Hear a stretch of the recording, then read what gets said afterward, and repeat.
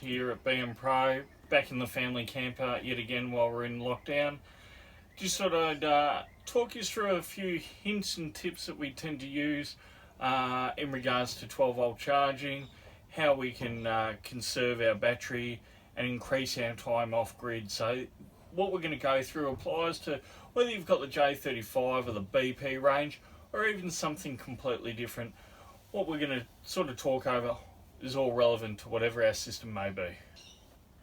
What we do tend to get asked a lot at BM Pro is about inverters and how we use them. So one thing we need to remember when talking about inverters is inverters, while they are quite efficient on power, but they do allow you to run a high appliance item such as a coffee machine or a microwave or something like that. The appliance that you're trying to run is actually drawing quite a lot of power. So to give you an idea, something like a coffee machine is pulling about 2 amps per minute. Now that to a battery is shock therapy. It's really punching the battery in the stomach. So to run something like a 2000 watt inverter off one 100 amp hour battery is really going to shorten the life of your battery.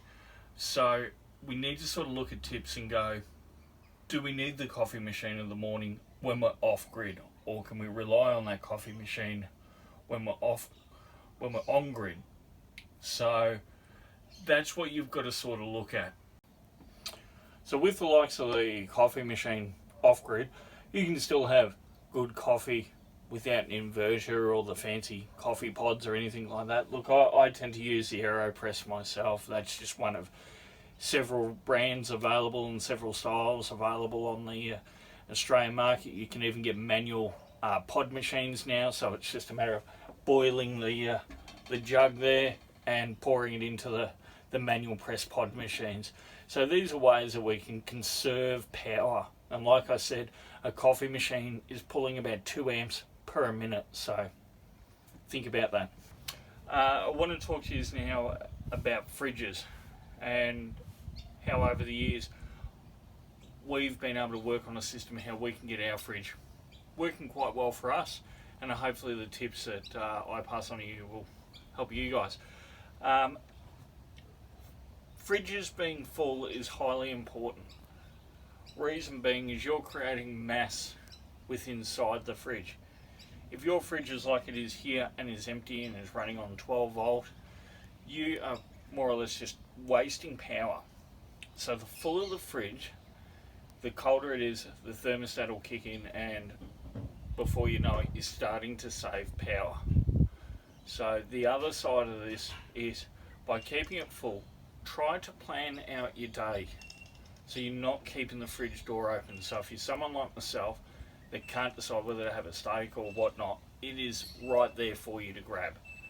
So what my wife tends to do is she will go through, vacuum seal everything and pack out our days and what we're going to have. The other thing with refrigeration, the more things that we're taking away, so if we're running our fridge as a freezer as well, this applies to chest fridges as well, we're going to be using power.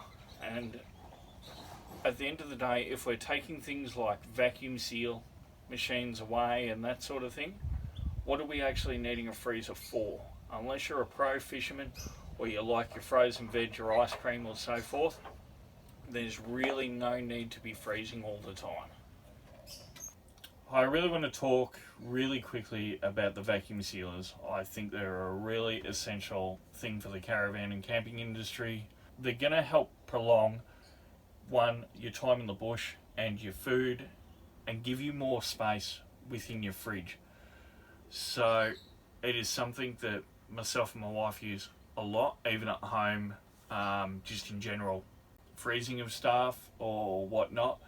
But the reason we tend to use one when we're camping, one, if we're vacuum sealing our meat or anything that we vacuum seal, it can be refrigerated for up to 6 weeks, not a problem. It can be frozen for up to 6 months or even longer. so not an issue. So I know that when we go away as a family, we're not actually running any of our fridges as a freezer. So we have two fridges, one in the back of the four-wheel drive and one in the van itself, and we don't run either of those as a freezer, and that helps us save on power. And we haven't had a bad meal out of our vacuum sealed products or anything of that nature.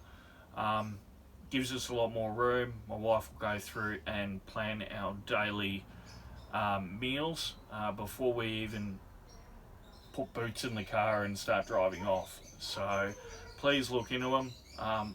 Worthwhile investment and available from any of the electronic stores. Alright guys, so one thing I want to talk to you about is lighting. So here we are, we're inside of our family camper, and at the moment I've got all the lights on, including the external lights on. So there's two lights external, there's three main lights that are all LED within the van, and we have a power consumption of 6.7 amps at the moment. So that's quite a thirsty load. So things like under shelf lighting are quite thirsty. Other things like range hood fans are quite thirsty and things like that. So really, when you're not in the van or you're not in that zone of the van, the ideal thing would be to simply turn the lights off. You know, we can't always do that, and if we've got one of the older vans that has got the incandescent globes, well, to give you more efficiency on that system, look at changing your incandescent globes out to LED. They are readily available from any of your caravan stores and will drop your amp usage or your current usage down quite a lot. The other thing as well is something like the old traditional fluoro, which a lot of people think, hey, it's out of date or whatnot, can be quite efficient on power consumption. This particular unit only pulls an amp an hour. I've had it for over 20 years, and you know, it's still going strong. Okay guys, so we need to look at our needs, wants and expectations of what we're wanting our system to achieve.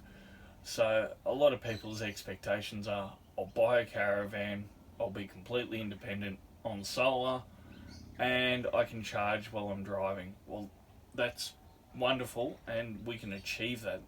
And by doing that, we may need to install things like a Mini Boost or Mini Boost Pro into our vehicles to be able to get the charge down to the batteries. We may need to increase our solar intake, whether that be portable solar panels or whatnot. But a lot of people tend to come to us and go, well, what do I need? What do I need to achieve?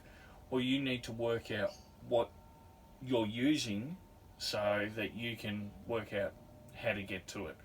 So a great way to work that out is to look at the amp consumption or the current of your appliance, and then we want to do a quick mathematical equation on this. So go and grab yourself a pen and paper here, and we're going to work through some things and hopefully give you a little bit more information to be able to go out in the bush in confidence, or work out how to size your system a little better, or work out whether you need to turn off that light or change those globes over, or free camp without the television. So with your pen and paper there, on the back of all appliances, whether it be 12 volt, 240, there is a wattage compliance plate normally, or you know, in the literature in the book there'll be something explaining the wattage of that appliance. So if you take the wattage, divide that by 12 equals amps is a rule of thumb. So if we take a 1 amp load being our fluorescent light, and we run that light for 3 hours every night off a 100 amp hour AGM battery.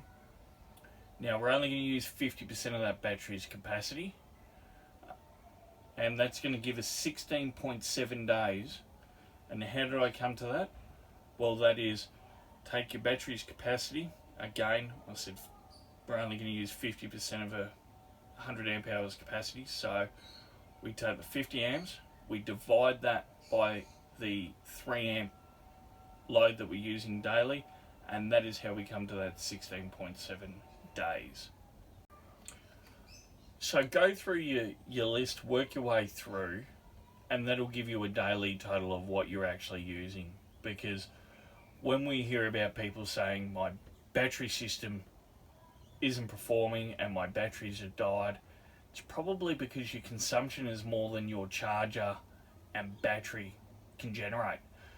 So when we're looking at our system, folks, we really need to be looking at the preparation side and work out what we're actually going to be using versus what we would like to use, and ensure that our system is sized correctly. Because you might find that, look, your van came standard with one 100 amp hour battery. It may not be enough because you want to run things like the coffee machine in the morning, or you want to run all the lights and run your radio and television. So really take the time, get to know your van, work out what you want to run before even purchasing your van. Because you might find that when you are off grid and you are running your system, your things like your BP or your J35 series may be getting outdone by your consumption of leaving the lights on all day. So try to look at how can we improve our system, how can we improve our time in the bush, how can we be more energy efficient, and let's think smarter, and therefore you'll get more time off grid and enjoy your van.